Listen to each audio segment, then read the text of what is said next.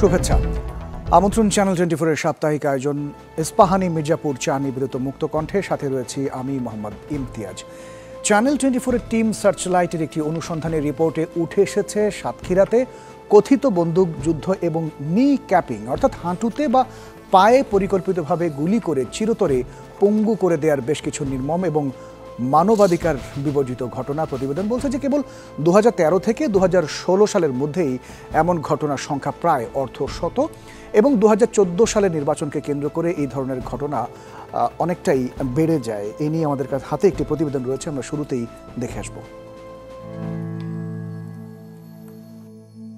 সাতক্ষীরার দেবহাটা উপজেলার আব্দুর রউফ 2013 সালের 16 ডিসেম্বর মধ্যরাতে বাড়ি থেকে তাকে তুলে নিয়ে যায় আইনশৃঙ্খলা বাহিনী। স্থানীয় একটি কলেজ মাঠে নিয়ে গুলি করে হাঁটুর নিচে। আব্দুর রউফের দাবি, বিএনপির রাজনীতির সাথে জড়িত থাকায় তার অপরাধ। স্যার আমাদের কি অন্যায়? বলে অন্যায় তোরা তো বিএনপি বড় মস্তান, এইটুক বলে স্যার, আর কোনো কথা না স্যার, এইটুক বলেই গুলি। মামা ছিল ওইখানে। সেদিন একই ঘটনা ঘটে তার ভাগ্নে তৎকালীন ছাত্রদল নেতা রিয়াজুল ইসলামের সাথে। প্রাণে বেঁচে ফিরলেও সাজানো বন্দুকযুদ্ধে এক পা অকেজো রিয়াজুলের। এইখানে একটা গুলি ধরে, এইখানে একটা ধরে, চুড়ি মুঠো ধীরে এইখানে নিয়ে আসে, বলে তুই দৌড়া। কথা বলতে বলতে এখানে পায়ে গুলি ঠেকাইয়া এইখানে দাম করে ফেলায় দেয়। স্থানীয়রা বলছেন, ভিন্নমত বা রাজনৈতিক মতাদর্শ দমনে দানব হয়ে ওঠে তৎকালীন সাতক্ষীরা জেলার পুলিশ। 2013 থেকে 16 সাল পর্যন্ত অন্তত অর্ধশত মানুষ গুলিবিদ্ধ হয়ে হারিয়েছেন স্বাভাবিক জীবন। ডান পায়ে ওরা প্রথম শ্যুট করে, প্রথমবার ফায়ার হয়নি, পরে লোড করে আবার নতুন করে ফায়ার করে। ফায়ার করলেই আমার পাটা মনে হলো যেন একেবারে ওখান থেকে বিচ্ছিন্ন হয়ে চলে গেল। সাইডে গুলির শব্দ হতে লাগলো, তখন আমি রোডে দাঁড়াই আছি। তারপরে একজন দেখলো আমার পায়ে কি একটা স্প্রে করলো, পাটা ঠান্ডা হয়ে গেল। পরে একজন এসে ওই ঠেকাই গুলি করলো। অনুসন্ধান বলছে, নিক্যাপিং বা পায়ে গুলি করার আগে অবশ করতে হাঁটুর নিচে এক ধরনের স্প্রে ব্যবহার করা হতো। পরে গুলিবিদ্ধ ব্যক্তিকে হাসপাতালে নিয়ে চিকিৎসার নামে চলত কালক্ষেপণ। এক পর্যায়ে পা কেটে ফেলতে বাধ্য করত। শুধু তাই নয়, একের পর এক মামলা দিয়ে বিষিয়ে তোলে ভুক্তভোগীদের জীবন, যার বেশিরভাগই ভুতুরে সাক্ষী। আমরা যেটা জানিনি, শুনিনি, কিছু জানিনি, সেটা তার উল্টোটা লেখা হইতে। আমি তো জানিই না, অথচ আমার সাক্ষী না বানাইছে। আমরা কিছু দেখিনি, ওটা ও বলতেও পারেনি, ওটা জানো উনি কিছু। মামলা হয়েছে তৎকালীন জেলা প্রশাসক নাজমুল আহসান, এসপি মঞ্জুরুল কবির সহ বেশ কয়েকজনের নামে। ভয়ানক বর্বরতা আমরা দেখেছি এবং তৎকালীন পুলিশ অফিসাররা কিন্তু এখনও নির্বিঘ্নে তারা বিভিন্ন জায়গা বাহিনীর ভিতর যেমন আছে, অনেকে অবসর নিয়ে ভালোই আছে।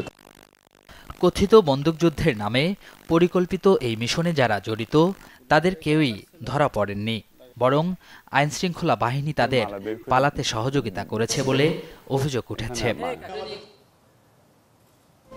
প্রতিবেদনটি আমরা দেখছিলাম। বন্দুকযুদ্ধ সত্য, মিথ্যা না নাটক, এই বিষয়টি নিয়ে আলোচনা করতে চাই।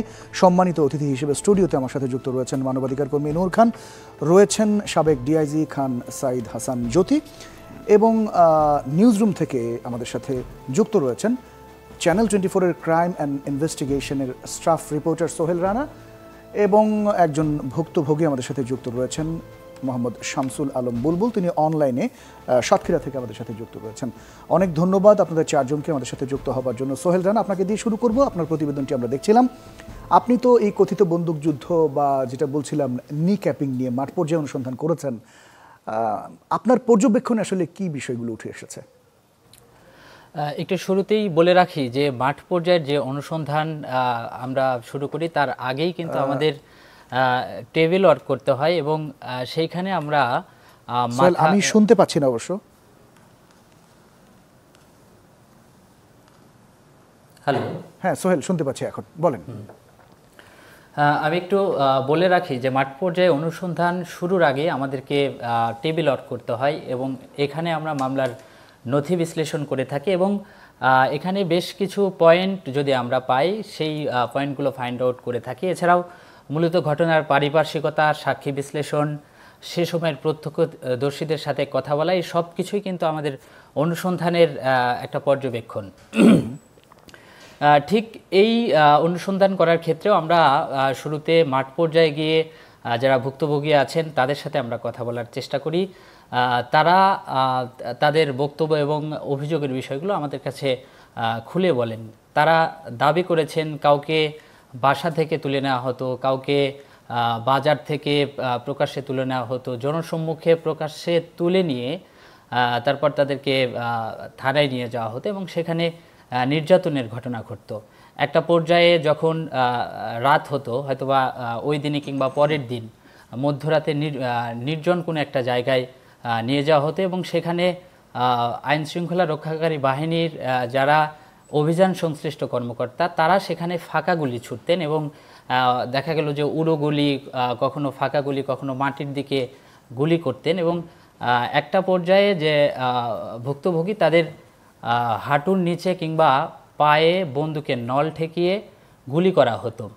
সোহেল, এমনকি মানে কোনো বিষয় উঠে এসেছে আপনি যাদের সাথে কথা বলেছেন তারা যাদেরকেই ধরে নিয়ে যাওয়া হয়েছে বা যারা ধরে নিয়ে গেছেন তারা সকলেই কি আইন শৃঙ্খলা বাহিনীর সদস্য ছিলেন বা কোনো ফেক কোনো আইন শৃঙ্খলা বাহিনীর সদস্য রয়েছেন কিনা বা এমন কোনো তথ্য পেয়েছেন কিনা?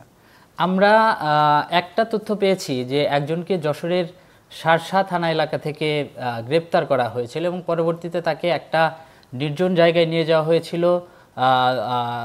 সেখানে তাকে গুম করে রাখার পর একটা পর্যায়ে তারা সাদা পোশাকধারী কয়েকজন ব্যক্তির হাতে তুলে দেয় এবং ওনারা পরবর্তীতে অন্য থানায় হস্তান্তর করে এবং সেই ঘটনায় আসলে ওই দিনই মধ্যরাতে নির্জন স্থানে নিয়ে তাকে তার পায়ে কাছে থেকে গুলি করে। এরকম ঘটনা আমরা দেখেছি একটার ক্ষেত্রে আর কি। আচ্ছা, জি জি জি বলবেন। হ্যাঁ, যেটা বলছিলাম যে ভুক্তভোগীদের অনেকেই আমাদেরকে বলেছেন যে যখন তাদেরকে গুলি করা হতো তার ঠিক আগে হাঁটুর নিচে বিশেষ ধরনের একটা স্প্রে ব্যবহার করা হতো, যে স্প্রেটা ব্যবহার করার পর পাটা অবশ হয়ে যেত এবং সেই পায়ে গুলি করা হতো যেন ওই গুলি করার সময় তাদের পায়ে ব্যথা না লাগে। এরকমও অনেকে আমাদেরকে জানিয়েছেন। মানে ব্যথা না লাগে কিন্তু ব্যথার কাজ করছেন, মানে এটার ব্যাখ্যাটা কি? তারা চিৎকার করলে এলাকাবাসী জেনে যাবেন এরকম কোনো কিছু কিনা নিশ্চয়ই ভুক্তভোগীদের কাছে হয়তো জানার চেষ্টা করব।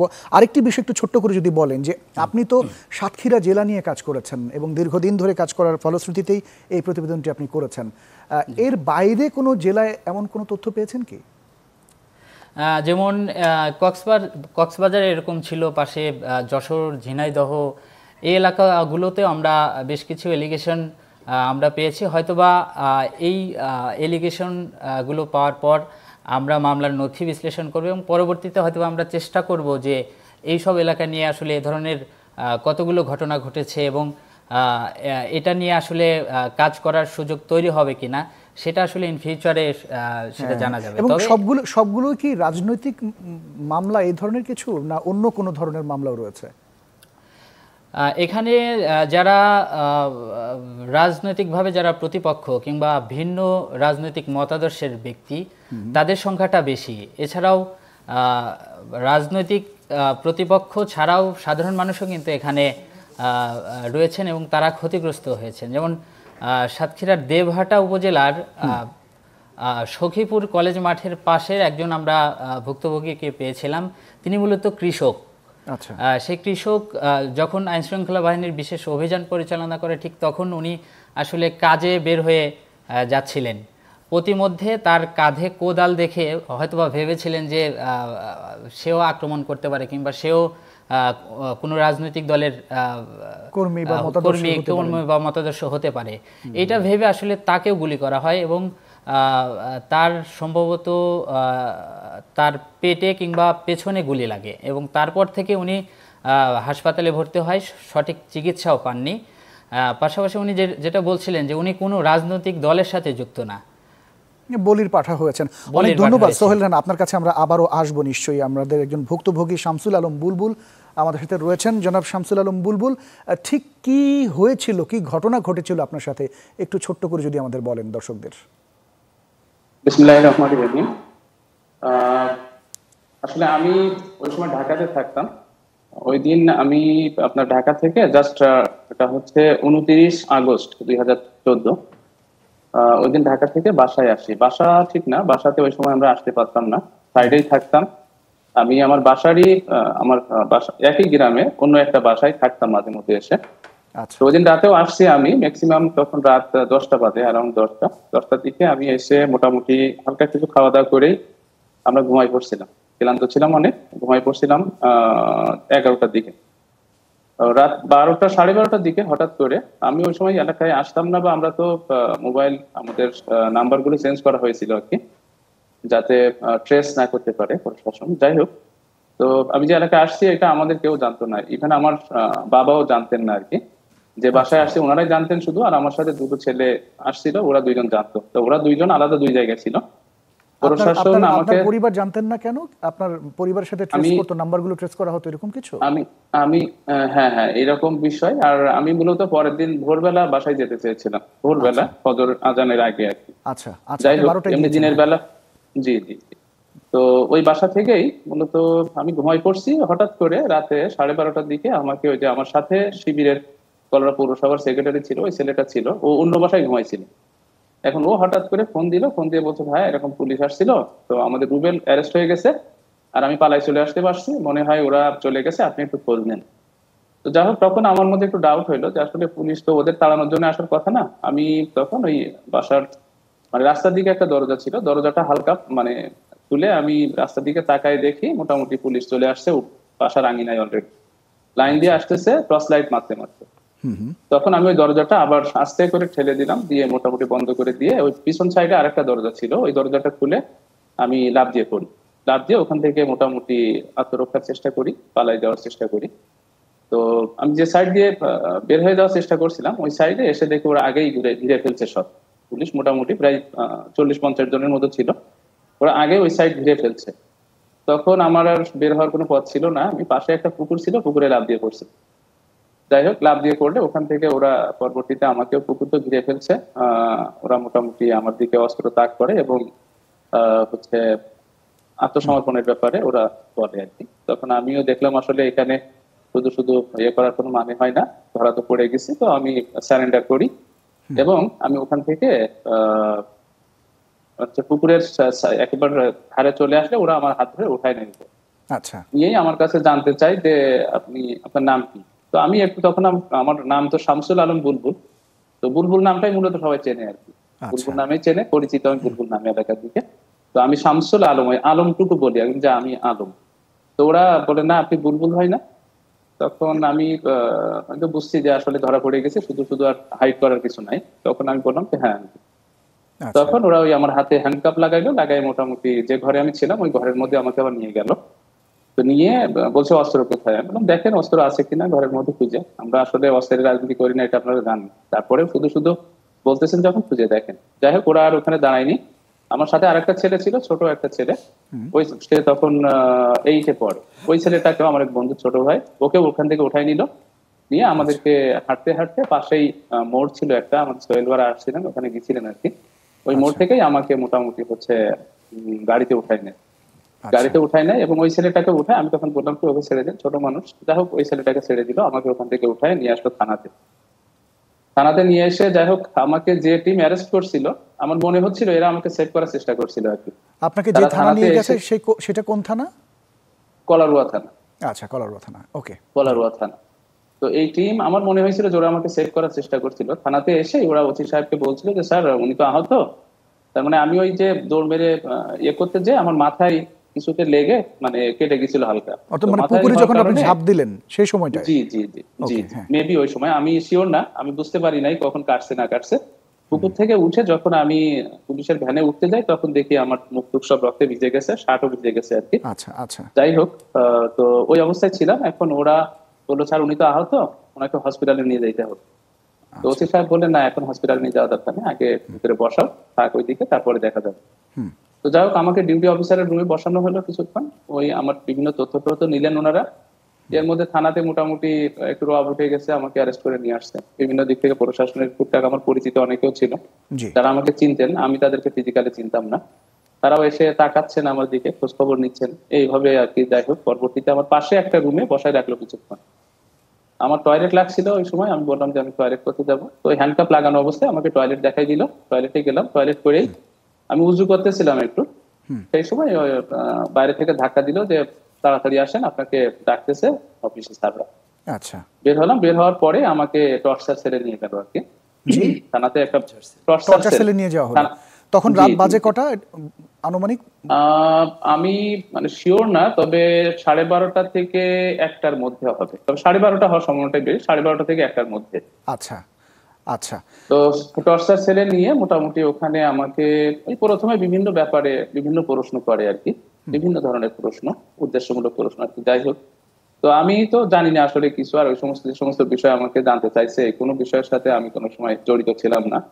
এই যাই হোক, তো আমি বরাবরই বলেছি, দেখেন এই সমস্ত বিষয়গুলো আমরা জানি না, এইটা আপনারাও জানেন। আপনারা যে প্রশ্নগুলো করতেছেন আমাকে, এই প্রশ্নগুলো যে আসলে আমার কাছে কোনো অ্যান্সার নাই, এটা আপনারাও জানেন। আর এই সমস্ত ঘটনার সাথে আমাদের দূরতম কোনো সম্পর্ক নেই, এটাও আপনারা জানেন। যাই হোক, শুধু শুধু এইগুলো জিজ্ঞাসা করে লাভ নাই। যাই হোক, ওরা ওই আমাকে প্রশ্ন করে এবং মারে আর কি। প্রথমে আমার আচ্ছা, আপনাকে যারা, এই জায়গাটা যদি একটু ইন্টারাপ্ট করি, আপনাকে যারা প্রশ্ন করছিলেন তারা কি ওখানকার স্থানীয় থানার ওসি বা এরকম, নাকি বাইরের কেউ ছিলেন? আমি আসলে সরি যে ওই সময় থানাতে জানা ছিলেন, এমনি তো প্রশাসনের সাথে আমাদের ফিজিক্যালি দেখা সাক্ষাৎ কম হইতো ওই সময়। টুকটাক আমরা চিনতাম কিছু ব্যক্তিদেরকে, তারা কেউ ছিল না ওখানে। আমাকে যারা টর্চার করছিল 6 জন, তাদের কাউকে আমি চিনতে পারি নাই। আমাকে মারছিল যারা 6 জনের কাউকে আমি চিনতে পারি নাই। যাই হোক, তো প্রথমে হাতে, তারপরে পায়ে এবং পায়ের তলায় এবং আমার পিছনে হচ্ছে কিছুক্ষণ মারে। পরবর্তীতে মূলত ওদের আমি পুরা এটা দেখলাম, যেটা আমার হচ্ছে হাঁটুতে, 2 পায়ের হাঁটুতে, নি জয়েন্ট বরাবর ওই দাঁড়ানো অবস্থায় মোটামুটি 20-30 মিনিট লাগাতার ওরা মারে। তো একটা পর্যায়ে আমার পা মনে হলো ভেঙে গেল, আমি পড়ে গেলাম ফ্লোরে। ফ্লোরে পড়ে গেলাম, পড়ে আমি ফ্লোরে ওই অবস্থায় আমি শুধু আল্লাহ আল্লাহ বলে চিৎকার করতেছি, আর ওরা ওইভাবে আমার ওই ফ্লোরের উপরেই মোটামুটি হাঁটুর উপরে, হাঁটুকে বেস করে মূলত ওদের মারটা ছিল, পুরা মার। তখন কি গুলি করা হচ্ছিল নাকি আপনাকে শুধু মারা হচ্ছিল পায়ে? ওই সময় মারছিল প্রথমে থানাতে, 2 থেকে 2.5 ঘন্টা ওরা আমাকে মেরেছে, মেরে পা দুটো মানে নি জয়েন্ট ভেঙে পুরাপুরি একেবারে মানে স্ক্র্যাপ করে দিয়েছিল। কত মানে ভেঙে চুরে শেষ হয়ে গেছিল 2 হাঁটুর জয়েন্টই, হাঁটু এবং হাঁটুর উপরে মোটামুটি আপনার 7-8 ইঞ্চি জায়গা পুরাপুরি ভেঙে একেবারে গুঁড়ো গুঁড়ো হয়ে গেছিল হাড়।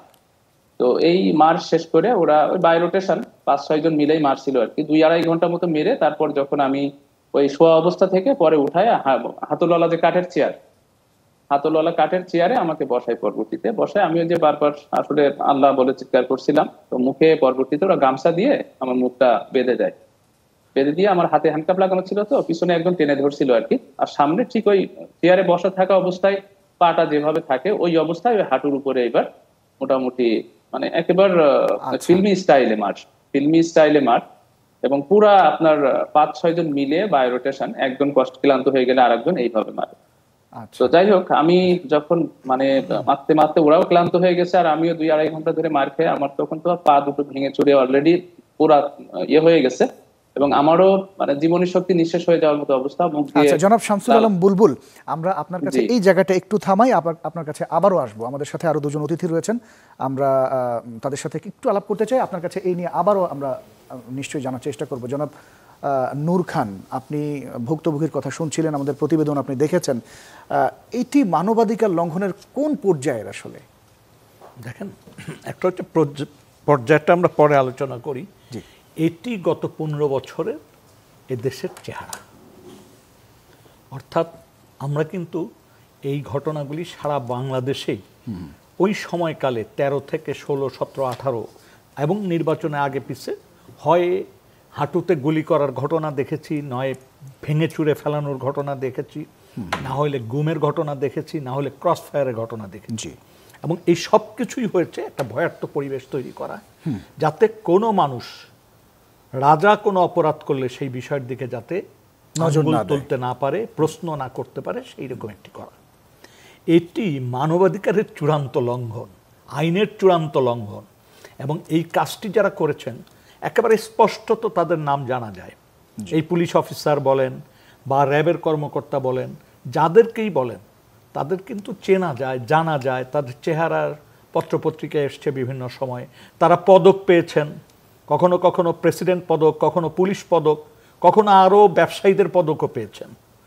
এবং সারা দেশে একটা জালিমের শাসন ব্যবস্থা কিন্তু কায়েম করেছিল। এবং এটি এই কারণে কায়েম করতে পেরেছিল যে তখন যারা ক্ষমতায় ছিলেন তারা তাদের ক্ষমতাকে নিরঙ্কুশ রাখার জন্য, যাতে কেউ তাদের দিকে আঙ্গুল তুলে না তাকায়, না দাঁড়ায়, এবং কেউ যাতে প্রশ্ন না করতে পারে, যাতে তারা লুটপাট করতে পারে, তারা একটা গোষ্ঠী তৈরি করেছিল সারা দেশে, ব্যবসায়ীদের মধ্যে, আইন শৃঙ্খলা রক্ষাকারী বাহিনীর মধ্যে, সেনাবাহিনীর মধ্যে, র্যাবের মধ্যে, সব জায়গায় তাদের একটা গোষ্ঠী তৈরি হয়েছিল। এবং তারা লুটপাট করেছে, ক্ষমতার অপব্যবহার করেছে, মানুষকে হত্যা করেছে, মানুষকে নির্যাতন করেছে। এবং কোন মানুষদের, সেইটা একটু প্রশ্ন থেকে যায়। যেই মানুষ কথা বলতে পারে, যেই মানুষ তাদের বিরোধিতা করে, যেই মানুষ বিরোধী দলের সদস্য, তাদের উপরে তৎকালীন বিএনপি বলেন, জামাত বলেন, বা এই ধরনের যারা প্রশ্ন তুলতে পেরেছিল, যারা আন্দোলনের চেষ্টা করেছিল, যাদেরকে সরকার ভয় পেত, তাদেরকে স্তব্ধ করার জন্য, একটা ভয়ার্থ পরিবেশ সমাজে বজায় রাখার জন্য, চলমান বহমান রাখার জন্য এই কাজগুলো তারা করেছেন। অনেক ধন্যবাদ। এবং সেখানে মানবাধিকারের কোনো বিষয় তারা জনাব নূর খান, আপনাকে অনেক ধন্যবাদ। আপনার কাছে আমরা আবারও আসবো, ছোট্ট একটা বিরতি, আপনার কাছে যদিও আসা হয়নি, একটা বিরতি নিয়ে আপনার কাছে আমরা আলোচনায় আসবো। দর্শক, ছোট্ট একটা বিরতির সময় হলো, আলোচনা চলবে, সাথেই থাকবে নিশ্চয়ই।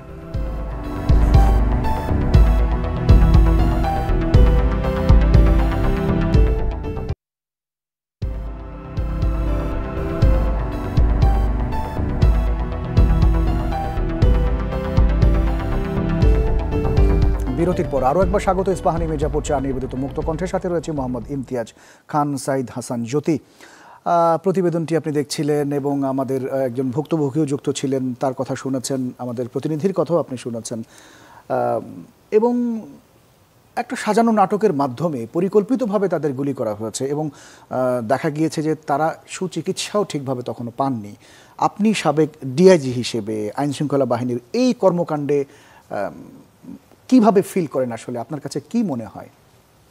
ধন্যবাদ আপনাকে এবং আপনার মাধ্যমে আমাদের দর্শক শ্রোতাদেরকে। মনে কি আর হবে, একটা ক্রিমিনাল যদি ক্রাইম করে তাহলে আমার যা মনে হয় এটাই তাই হবে, তাই হয়েছে।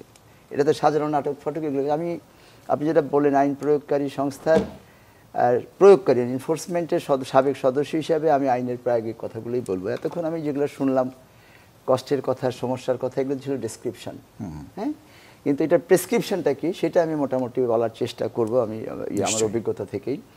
সেটা হলো, দেখেন, একজন ব্যক্তি আছেন আইন শৃঙ্খলার জন্য যাকে বাংলাদেশের প্রত্যেকটা মানুষ চেনে। এই 18 কোটি মানুষের তার নাম শুনলেই বুঝে যে হ্যাঁ, তাকে এতই পরিচিত একজন ব্যক্তি। সে হলো একটা থানার ভারপ্রাপ্ত কর্মকর্তা, সবাই চেনে, দেখবেন একদম অল ক্লাস অফ পিপল চেনে এই ভারপ্রাপ্ত। আমি যে কথাগুলো বলবো এটা অবশ্য সাধারণ মানুষ অতটা বুঝতে না পারলেও অন্তত যারা দায়িত্বপ্রাপ্ত ব্যক্তি, যারা আমাদের পুলিশ, ম্যাজিস্ট্রেট অ্যান্ড আদার্স, যারা গভর্নমেন্ট এমপ্লয়িজ, পাবলিক সার্ভেন্ট যারা আছে, তারা বুঝবে।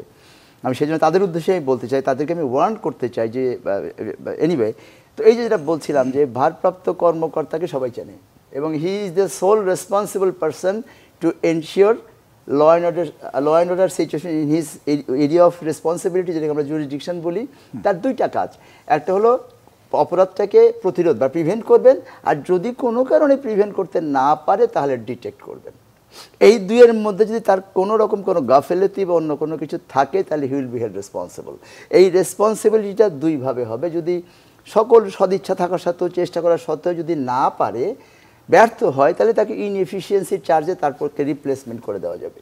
আর যদি সেটা হয় তার গাফিলতি বা উইথ ইন্টেনশন বা আপনার কেয়ারলেসনেস, তাহলে পরে তাকে সেই শাস্তি হবে, সে হলো ফৌজদারি অপরাধী হয়ে যাবে। কারণ অপরাধের যে ডেফিনেশন, সেই ডেফিনেশনে বলা আছে আইদার কমিশন অর ওমিশন।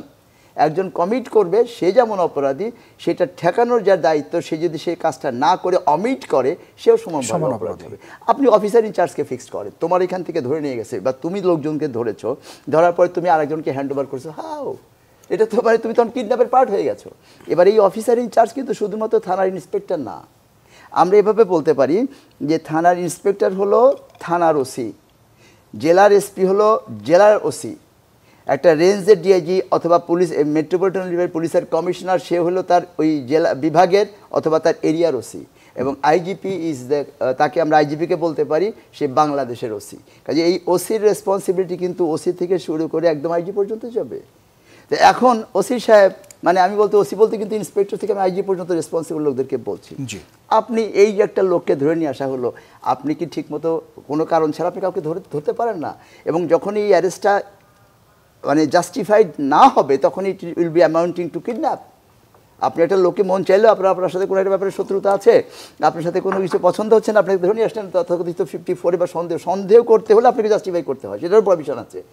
আর আপনি একজন লোককে মানে ওই যে সেগুলো বর্ণনা যেগুলো শুনলাম, এটা তো খুব হালকা বর্ণনা বললো, এর চেয়ে আরো ভয় বর্ণনা আছে। কিছুক্ষণ আগে আমি যেটা আমরা অফ দ্য রেকর্ড আলাপ করতেছিলাম, একটা থানার ওসি নাকি একটা মেডিকেল কলেজের সামনে যে বসে থাকতো, হ্যাঁ, যে মানে সে দেখতো যে আমরা যেভাবে ওই কে কলেজের মধ্যে ঢুকতেছে, তাকে যাকে পছন্দ হলে ওকে ওকে ওকে ওকে এইভাবে করে তাকে র্যান্ডম স্যাম্পলিং করে নিয়ে তাকে নিজে ধরে নিয়ে যেত, কাউকে গুলি করতো, কাউকে মেরে ফেলতো। তো এগুলো তো মানে আরও ভয়ঙ্কর যেটা ওরা যে বলেছে। তো এই ভয়ঙ্কর কাজগুলো ঠেকানোর দায়িত্ব অফিসার ইনচার্জের, ঠেকাও নাই। সো তুমি এটা মামলার মেইন আসামি ক্লিয়ার হবে তুমি, এবং এইটা তার ইমিডিয়েট যে আমি ওসি বললাম তার এসপি, তো তুমিও তো এটা কিছু বলো নাই, তাহলে তুমি এটার সাথে ওই চেইনে একদম আইজি পর্যন্ত যাবে, সবাই everybody will be held responsible as per law, এবং যে সুপিরিয়র রেসপন্সিবিলিটি যেটা বলি। এবং তৎকালীন সময় তো 2 থেকে 3 জন যারা নির্বাহী ম্যাজিস্ট্রেট ছিলেন, আমি একটা এটা হলো পুলিশের রেসপন্সিবিলিটি। ছোট সময় এবার আপনি আসেন district magistracy, they are also held responsible, because police অ্যাক্টে বলা আছে under the general control of district magistrate police কাজ করবে। জি, তোমার কন্ট্রোল থাকবে, তোমার দায়িত্ব থাকবে, তুমি সেটা ঠিক একইভাবে তার রেসপন্সিবিলিটি ফিক্স করেন। নট অনলি দ্যাট, যে পুলিশ থেকে একটা বুলেট গেলে পরে ছুড়লে পরে সেটা এক্সিকিউটিভ ইনকোয়ারি করতে হয়, এই এক্সিকিউটিভ ইনকোয়ারি নির্বাহী ম্যাজিস্ট্রেট করেছে। সেই ম্যাজিস্ট্রেট যেটা আমরা ওই দিন বলছিলাম, উনি যা লিখে দিয়ে আসলে no, এখন যদি ফার্দার ইনকোয়ারি হয় এবং ইনকোয়ারি যদি প্রমাণ হয় যে তুমি যেটা লিখেছো ফেক এবং এটা ইন্টেনশনালি লিখেছো, তাহলে সে সেই মার্ডারের সাথে ট্যাগ হবে। Last but not the least, আপনি যদি জুডিশিয়াল ম্যাজিস্ট্রেটদের আসেন, একজনকে চাই যখনই কাউকে পায়ে গুলি করার পরে তাকে অ্যারেস্ট করেছে, অথবা কাউকে কিল করার পরে আপনার হত্যা করার পরে তাকে তো আবার ওই মামলার আসামি সাজিয়ে বললেন না যে আমরা ক্রস ফায়ার হয়েছে, অমুক হয়েছে, যে লোকটা ভিকটিম তাকে আসামি করে মামলা করে পুলিশ সেটা কোর্টের সামনে প্রডিউস করেছে। ডেফিনেটলি ওই যে যারা ভিকটিম তাদের যে লয়ার কোর্টকে বলেছে your honour the fact is not like that, আসলে ঘটনা হচ্ছে তাকে ধরে নিয়ে যে বাড়ি থেকে ধরে নিয়ে যে তাকে এভাবে মেরেছে, এটা তো ম্যাজিস্ট্রেট সাহেব শুনেছেন, লয়ার যে জুডিশিয়াল ম্যাজিস্ট্রেট, উনি কি এটার প্রতি কোনো অ্যাটেনশন দিয়েছেন? দেননি। তার মানে he is also part to it. এবং যেটা আমাদের নূর খান ভাই বলবেন হয়তো জানেন, হচ্ছে আমাদের 55 DLR এবং তারপরে যেটা আমাদের পরবর্তীতে এটা আমি বলেই দিচ্ছি আপিল 50 ডেফিনেটলি, এবং তাদের আইনে আওতায় আমি তো মনে করি পৃথিবীর অনেক দেশে আমি আছে বলে শুনেছি যে তাদের পানিশমেন্ট হবে হলো ডাবল। একটা হলো তাদের উপরে যে রেসপন্সিবিলিটি ছিল সেটা তারা পালন করেইনি, বরং তার আর উল্টা একজন মানে প্রফেশনাল কিলার যদি তার যদি যে শাস্তি হওয়ার দরকার, তাহলে এদের তো দুইটা হবে, একটা হলো তাদের ওই অপরাধটা প্রিভেন্ট করার দায়িত্ব ছিল তাদের, সেটা সে করেনি, একটা শাস্তি, আবার তাকে নিয়ে খুন করেছে অথবা তাকে ইয়ে করেছে। আপনি এই জিনিসগুলো রেসপন্সিবিলিটি ইন্ডিভিজুয়াল রেসপন্সিবিলিটি ফিক্স করেন, হয়ে যাবে। হ্যাঁ, এখন হতে পারে যে এরকম করতে গেলে তো আমাদের লোম বাঁচতে কম্বল উজাড় হয়ে যাবে, রাইট? তার কারণ আপনি দেখবেন প্রত্যেক এত ঘটনা ঘটেছে গত 16 বছরে আর ওই সময়টাতে, যে আপনি দেখবেন যে লোকই খুঁজে পাওয়া যাচ্ছে না। ওয়েল, যদি আপনি মনে করেন যে না লোম বাঁচতে কম্বল উজাড় করবো না, কিন্তু অন্তত প্রত্যেকটা ঘটনার একটা ইনকোয়ারি করে একটা যে হোয়াইট পেপার যেটাকে আমরা বলি, আমরা শ্বেতপত্র করা উচিত, এবং শ্বেতপত্রের নাম থাকবে যে এই লোকগুলো এই কাজগুলো করেছে, অ্যাটলিস্ট জাতি জানুক, এবং তাদেরকে they should be treated as the same. মানে এই জায়গাটা যদি একটু যুক্ত করি, সাতক্ষীরার তৎকালীন জেলা প্রশাসক নাজমুল আহসান, যিনি বর্তমানে পানি সম্পদ মন্ত্রণালয়ের সচিব হিসেবে দায়িত্ব পালন করছেন, যেহেতু আপনি বলছিলেন যে তৎকালীন সময়ে যারা এটা অবহেলা করেছেন তারাও এটা সমান অপরাধী, ক্রাইম হবে রে ভাই, এটা কোনো মানে অন্য অ্যাডমিনিস্ট্রেটিভ কোনো জাস্ট ক্রাইম, ক্রিমিনাল হবে, এটা ক্রিমিনাল। বর্তমানে সচিব হিসেবে রয়েছে, এখন সেটা সরকারের বিষয়, তো রাষ্ট্র তাদের বিরুদ্ধে ব্যবস্থা নিচ্ছে না, সেই জন্য তো যেটা বলছি যে এইটা করতে হলে জনবান্ধব যারা ক্ষতিগ্রস্ত এরকম জনগণের মধ্যে থেকে যেদিন সরকার প্রতিষ্ঠিত হবে সেদিন তারা বুঝবে যে কতটা ঘটে। এখন তো ধরেন আপনার বেটারুটিতে বিতর্ক নাই বা গেলাম, তো সেই জন্য যেটা, তবে এই জিনিসগুলো আপনার করার জন্য, বাস্তবায়ন করার জন্য ডেফিনেটলি রাষ্ট্রের একটা সদিচ্ছা লাগবে, বা রাষ্ট্রের পক্ষে তো রাষ্ট্র তো একটা ভার্চুয়াল জিনিস, সরকারের সদিচ্ছা লাগবে, সরকার যারা পরিচালনা করছে তাদের লাগবে। তবে এই সরকার তো আর ঠিক ওইভাবে যারা ক্ষতিগ্রস্ত হয়েছে তাদের প্রতিনিধিত্ব করে কি, আই এম নট শিওর। তো যারা ক্ষতিগ্রস্ত হয়েছে, যাদের ভাই ব্রাদার কর্মী আত্মীয় স্বজন এইভাবে ক্ষতিগ্রস্ত, তাদের দ্বারা নির্বাচিত কোনো ব্যক্তি যখন সরকার গঠন করবে তখন ডেফিনেটলি এগুলো আসবে। অনেক ধন্যবাদ। এবং এটা একটা জিনিস আপনাকে বলে রাখি, সেটা হলো যে আপনার এই ক্রিমিনাল অফেন্স এটা কিন্তু তামাদি হবে না কিয়ামতের আগ পর্যন্ত। 10 বছর পরে হলেও বা 10 মাস পরে হলেও বা 50 বছর পরে হলেও যে ডকুমেন্টস এগুলো যে থাকে বিচারে আওতায় আসবে, এবং ডকুমেন্ট এগুলো সবগুলি ফ্যাকচুয়াল ডকুমেন্ট, আপনার এত কোনো মানে ডকুমেন্ট পেতে কোনো সমস্যাই হবে না। অনেক ধন্যবাদ খান সাইদ হাসান। যদি আপনার কাছে নিশ্চয়ই আবারও আসবো। নূর খান লিটন, আপনার কাছে একটু আসতে চাই। আপনি সেই সময়টাও ঘটনাগুলো প্রত্যক্ষ করেছেন, আপনি দেখেছেন। আপনার কাছে কি এমন মনে হয়েছে যেগুলো রাজনৈতিক কারণেই তাদেরকে এই ধরনের হামলা শিকার হতে হয়েছে, নাকি সাধারণ জনগণও এর মধ্যে আটকে গিয়েছিলেন বা তাদেরও এই ধরনের শাস্তির আওতায় আনতে এসেছিলেন তারা? প্রথম হচ্ছে আমি একটু বলে নেই পিছন থেকে, সেটা হচ্ছে খান সাইদ ভাই কিন্তু দীর্ঘদিন ধরে এই বিষয়টা নিয়ে আমার সাথে পার্সোনালি একবার ডিটেলস আলোচনা করেছিলেন যে এই ধরনের ঘটনাগুলি কিভাবে চিহ্নিত করা যায় এবং আইনের আওতায় আনা যায়। জি। এবং এখনও যে উনি বলছেন খুব স্পষ্টভাবে স্পেসিফিক ইয়েতে বলছেন, এবং এই জায়গাটা নীতি নির্ধারকদের ভেবে দেখা উচিত। দ্বিতীয় হচ্ছে যে ঘটনাগুলো ঘটেছে গত 16 বছর, ধরেন সাতক্ষীরায় একজন পার্লামেন্ট মেম্বার ছিলেন জামাতে ইসলামের, আমি নাম ভুল করছি কিনা জানি না, মাওলানা খালেক সাহেব সম্ভবত, মাওলানা আব্দুল খালেক সম্ভবত, আমি নাম যদি ভুল না করে থাকি। আচ্ছা। ওনার বাড়িতে 26শে মার্চ 2013 সম্ভবত ওনার বাড়িতে যৌথ বাহিনী অপারেশন করে। ওই সময় সাতক্ষীরার অবস্থা তো টালমাটাল একটা অবস্থা ছিল। আমি একজন মানবাধিকার কর্মী হিসাবে যখন খবর পেলাম যে এই ধরনের ঘটনা ঘটছে, আমি ওখানে উপস্থিত হই। সম্ভবত খালেক সাহেবের বাড়ির ঘটনার 2 থেকে 3 দিনের মধ্যে আমি তার বাড়িতে যাই, এবং সেখানে যে জিনিসটা আমি দেখতে পেয়েছি, জানতে পেরেছি, সেটা হচ্ছে কলারোয়া দিয়ে যখন যৌথ বাহিনী ঢুকে, ওইখানে একজন ইউনিয়ন কাউন্সিলের চেয়ারম্যানকে সাংবাদিক সেজে ডাকা হয় তার সাক্ষাৎকার গ্রহণ করার জন্য। সে পলাতক অবস্থা থেকে আসে, এবং তখন এই পুলিশ তাকে গুলি করে হত্যা করে। তারপর পুলিশ এগিয়ে যায় খালেক সাহেবের বাড়ির দিকে। আচ্ছা। জনগণের একটা প্রতিরোধ ছিল, স্থানীয় জনতার, এবং সেইখানে যেইভাবে তার বাড়িটাকে তার বাড়ি আক্রান্ত হয়েছে, এটা কল্পনার বাইরে। আমি নিজে গিয়েছি, আমি দেখে এসেছি। গান পাউডারের ব্যবহার হয়েছে, ব্রাশ ফায়ারের আলামত আমরা পেয়েছি, মানে পরপর গুলি, তারপর অগ্নিসংযোগ, এবং ওখানে গুলিতে আহত, এই ঘটনাগুলি ঘটেছে। খালেক সাহেব অল্পের জন্য সম্ভবত উনি স্কেপ করতে পেরেছিলেন, মানে মোটরসাইকেল দিয়ে সম্ভবত স্কেপ করেছিলেন, আমি যতদূর জানতে পেরেছি। এবং তারপর এবং আগে ওইখানে শহরের আমতলায় যুবলীগ একটা রামদা মিছিল করেছিল, তারপরে জামাতের সাথে তাদের সংঘাত হলো পরের দিন কলেজের সার্কিট হাউসের ওইদিকে। তারপরে ব্যাপকভাবে ওই এলাকায় এই ধরনের সংঘর্ষ ছড়িয়ে পড়ে। এটি ওই সময়কালে আমরা সারা দেশের চেহারাটা কিন্তু প্রায় একই রকম দেখেছি। আপনি লিমনের কথা ভুলে যাচ্ছেন কেন? জি, ঝালকাঠি ওর একটা পা চলে গেল, এখন পর্যন্ত সে বিচার পায়নি। দুর্ভাগ্যজনক। তার মা কিন্তু লাগাতার সংগ্রাম করে যাচ্ছে। ছেলেটি কষ্ট করে লেখাপড়া করেছে, একটা ইউনিভার্সিটির এখন লেকচারার, এবং তার পাশে কিন্তু আদালত থেকে অনেক অর্ডার হয়েছে, তার চিকিৎসার কথা বলা হয়েছে, তার সম্ভবত আরও কিছু বিষয় আছে, কোনোটাই কিন্তু দেখা হয়নি।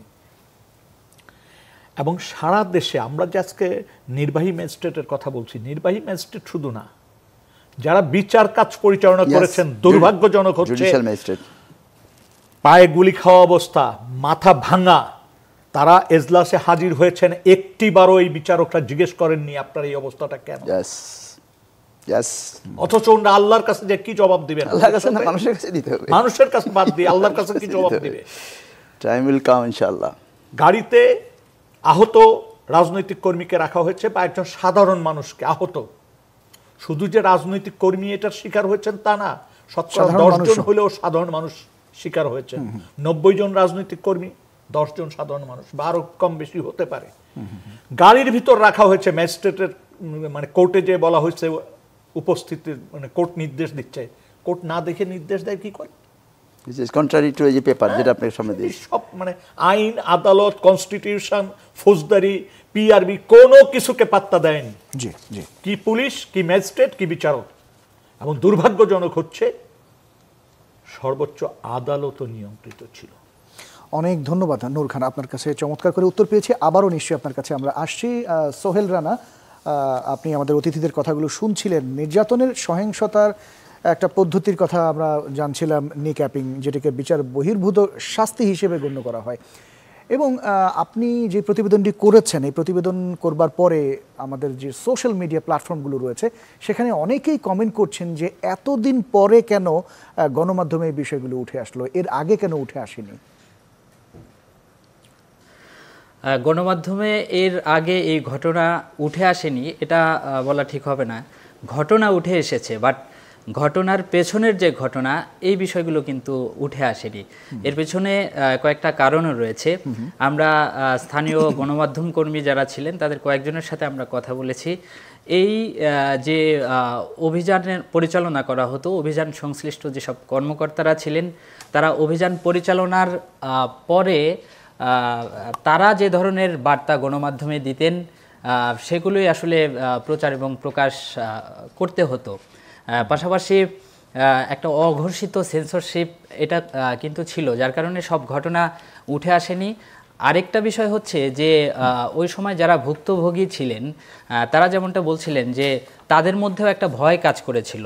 কী কারণে ভয় কাজ করেছিল সেটা হলো তাদের বিরুদ্ধে তো একের পর এক মামলার কারণে তারা হয়তো বা এলাকায় থাকতে পারেনি, বাড়িতে থাকতে পারেনি, যার কারণে তারাও সঠিকভাবে এই বিষয়টা নিয়ে মুখ খুলতে পারেননি এই ভয়ের কারণে। আচ্ছা আচ্ছা, এরপর আরেকটি বিষয়ে একটু জানতে চাই যে সাধারণ মানুষজন, এলাকার মানুষজন যারা রয়েছেন, সাধারণ মানুষজন আসলে এখন কি বলছেন, তারা আসলে কি চান? মানে নিঃসন্দেহেই তারা এটার বিচার চাইবেন, এছাড়া পরিবারগুলো বা সাধারণ মানুষের প্রত্যাশাটা কি? দেখেন, আমি স্থানীয় বাসিন্দা যারা আছেন তাদের অনেকের সাথেই অন ক্যামেরায় কথা বলেছি, পাশাপাশি ক্যামেরার বাইরেও কথা বলেছি। সচেতন মহল যারা ছিলেন তাদের সাথেও আমি যোগাযোগের চেষ্টা করেছি, কথা বলেছি। তারা যেমনটা বলছেন যে প্রত্যেকটা মানুষের কিন্তু একটা পলিটিক্যাল আইডিওলজি থাকে, ভিন্ন রাজনৈতিক মতাদর্শ থাকে এবং থাকবে, এটাই স্বাভাবিক। কিন্তু যদি আরেকটু বলি, সেটা হচ্ছে যে এই রাজনীতির আড়ালে কোনো ব্যক্তি যদি অপরাধ করে থাকেন কিংবা তার বিরুদ্ধে যদি এলিগেশন থেকে থাকে, তাহলে তার বিরুদ্ধে ব্যবস্থা নেওয়ার জন্য কিন্তু প্রচলিত আইন আছে, সেই আইনের মাধ্যমে তার বিরুদ্ধে ব্যবস্থা নেওয়া যেত। স্থানীয়রা বলছেন, সচেতন মানুষ বলছেন যে সেটা না করে প্রকাশ্যে বাড়ি থেকে তুলে নিয়ে, জনসম্মুখে কিংবা বাজার থেকে তুলে নিয়ে থানায় নিয়ে নির্যাতন এবং পরবর্তীতে নির্জন জায়গায় নিয়ে যে গুলি করা হতো, এটা কোনোভাবেই আসলে কাম্য না। সোহেল, আমাদের সময় কম, তো আপনার কাছে আরেকটা বিষয় ছোট্ট করে একটু জানতে চাইবো, যদি ছোট্ট করে একটু বলেন খুব ভালো হয়। সেটা হচ্ছে যে অনেকের তাদের নামে মামলা দেওয়া হচ্ছে এবং সাক্ষী করা হচ্ছে বেশ কয়েকজনকে। যেমন আপনার প্রতিবেদনটি আমরা দেখছিলাম যে তারা বলছেন যে আমরা জানিই না বিষয়টা। আবার এলাকায় আপনি সব জায়গায় কথা বলেছেন, সেখানে কি অধিকাংশ কি আওয়ামী লীগের রাজনীতির সাথে জড়িত ছিলেন যারা সাক্ষী ছিলেন? না, সাক্ষীদের অধিকাংশই আওয়ামী লীগের রাজনীতির সাথে জড়িত ছিল, বিষয়টা এরকম না।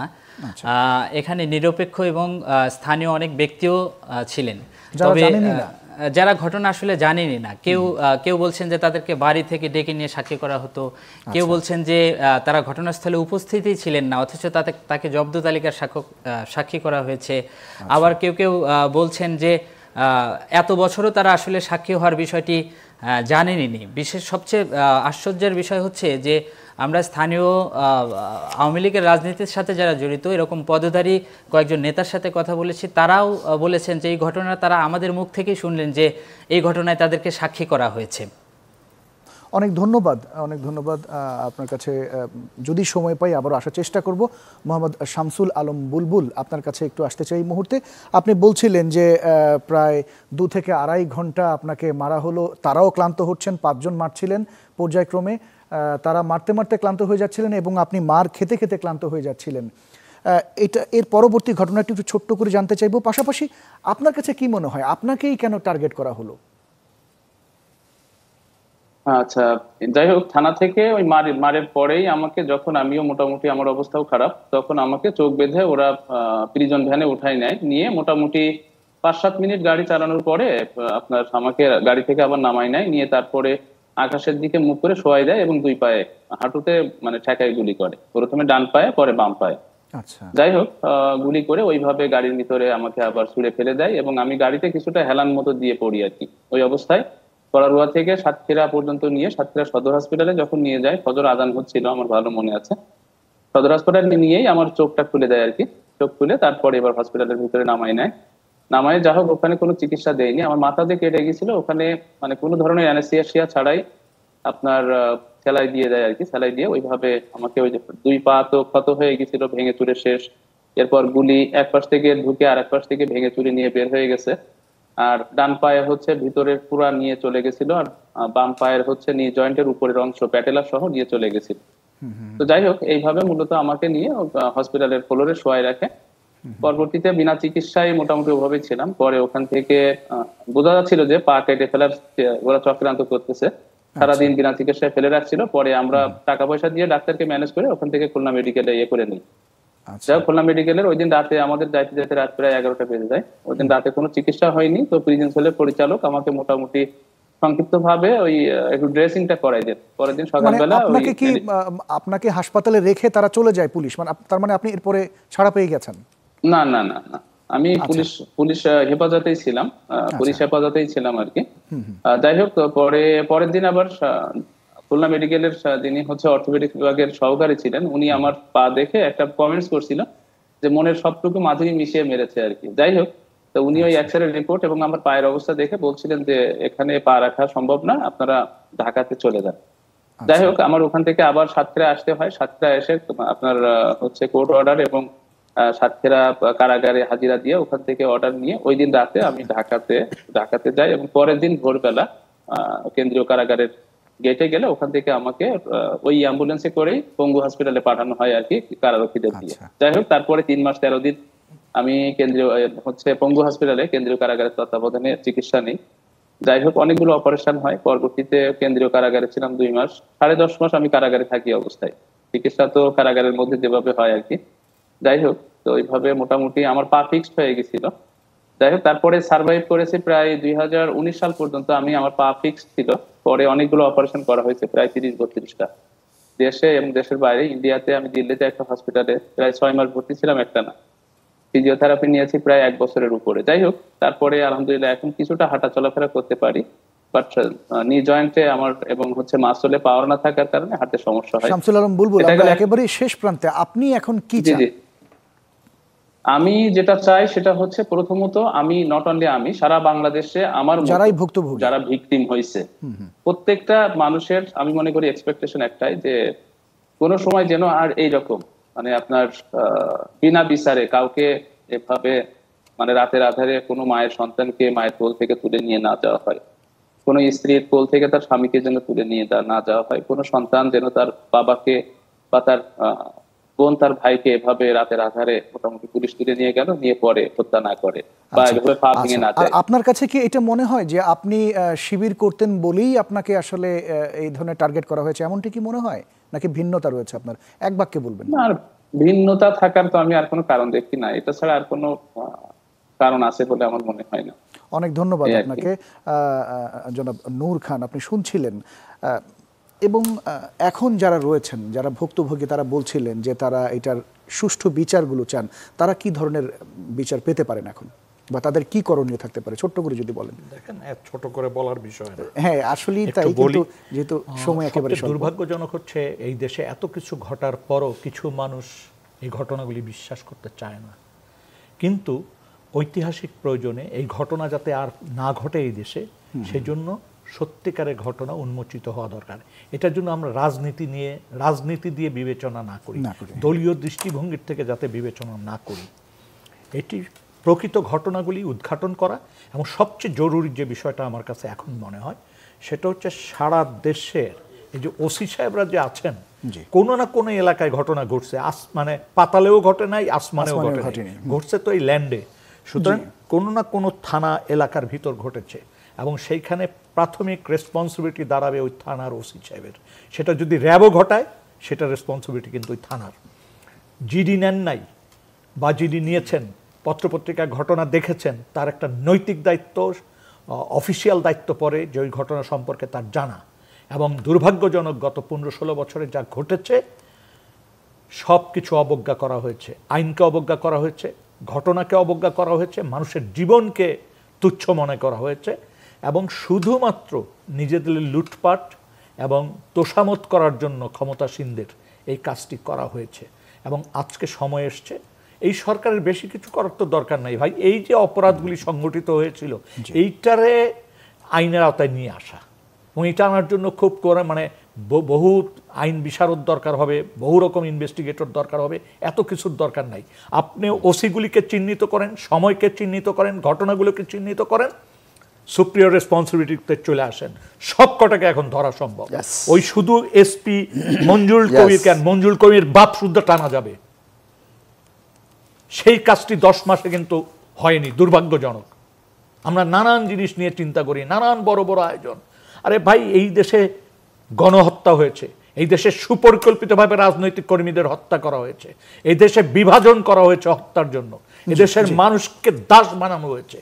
এই কাজগুলোকে চিহ্নিত করে অপরাধীদের বিচার করেন, আর কিছু লাগবে। অনেক ধন্যবাদ জনাব নূর খান সাইদ হাসান। আমরা 30 সেকেন্ড সময় আছে, যদি ছোট্ট করে বলেন। 30 সেকেন্ডে বলতে পারবো না, বিচার কিভাবে করা যাবে? না, এটা 30 সেকেন্ড বলা যাবে, লিস্ট আমাকে 3 মিনিট সময় দিতে হবে। যদি 30 সেকেন্ড থাকে তো আরেকদিন। আচ্ছা, 1 মিনিট আপনি একটু বলার চেষ্টা করেন। না, 1 মিনিট হবে না, আপনি বলবেন। না, 3 মিনিট না হলে তাহলে আরেকদিন বলবেন। জি, আপনি বলেন। কারণ কি হলে শোনেন, আইন যে ভঙ্গ করে সে ক্রিমিনাল। অবশ্যই আইনের কথা বলা নাই যে সরকারি কর্মকর্তা হলে বা ম্যাজিস্ট্রেট হলে বা অমুক হলে সেটা করা যাবে না। ওকে, এখন হাসিনা হয়তো ওই গত 16 বছরে ওইটা এস্টাবলিশ করে ফেলেছিল যে আমি যেটা বলবো তোমরা করবা, কোনো অসুবিধা হবে না। এখন শুধুমাত্র যদি আপনি যে বুলবুল যেটা বললো, আপনি এর মধ্যে অনেক ব্যক্তি আছে, শুধু ওসি না, আমি তো ওসিকে টানা হাসিনা করেছি বিকজ ভিজিবল। অনেক বড় বড় সংস্থা আছে যাদের বিশেষ ব্যবস্থা নেওয়ার সাহস বা শক্তি গভর্নমেন্টও হয়তো রাখে না, এরকম আমরা আলাপ করছিলাম কিছুক্ষণ আগে, এরকম ব্যক্তি আসবে। সেই জন্য বুলবুল যেটা বললো যে ঠিক আছে, যে ক্ষতি আমাদের হয়েছে, ক্রাইম এগেন্স্ট বডি হলে আপনার ক্ষতিপূরণ হয় না, মারা যান বা আপনার ভঙ্গহানি হয়। ক্রাইম এগেন্স্ট প্রপার্টি হলে আপনি রিকভারি করতে পারেন, কিন্তু ক্রাইম এগেন্স্ট বডি কখনো ক্ষতিপূরণ হয় না।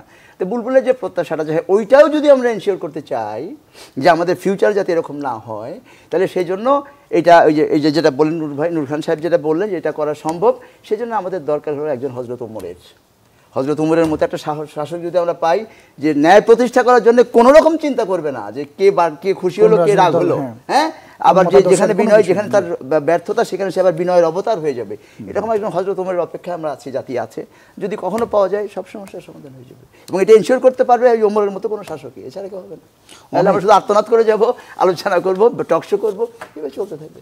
অনেক ধন্যবাদ খান সাইদ হাসান জ্যোতি। আইন শৃঙ্খলা বাহিনীর সবাই যে এমন গুরুতর ঘটনার অভিযুক্ত তা নয়, পুলিশ সদস্যদের অনেকেই উজ্জ্বল দৃষ্টান্ত রেখেছেন। তবে কথিত বন্দুকযুদ্ধের নামে মানবাধিকার লঙ্ঘনের এমন ঘটনার পুনরাবৃত্তি রোধে সুষ্ঠু তদন্ত শেষে দরকার অভিযুক্তদের আইনের আওতায় আনা, যেমনটি আজকের আলোচনায় উঠে এসেছে। পাশাপাশি ক্ষমতার পালা বদলে আইন শৃঙ্খলা বাহিনীকে যেন রাজনীতির হাতিয়ার বানানো না হয়, এই প্রত্যাশা রেখে আজকের মতো বিদায় নিচ্ছি। সবাই ভীষণ ভালো থাকবেন।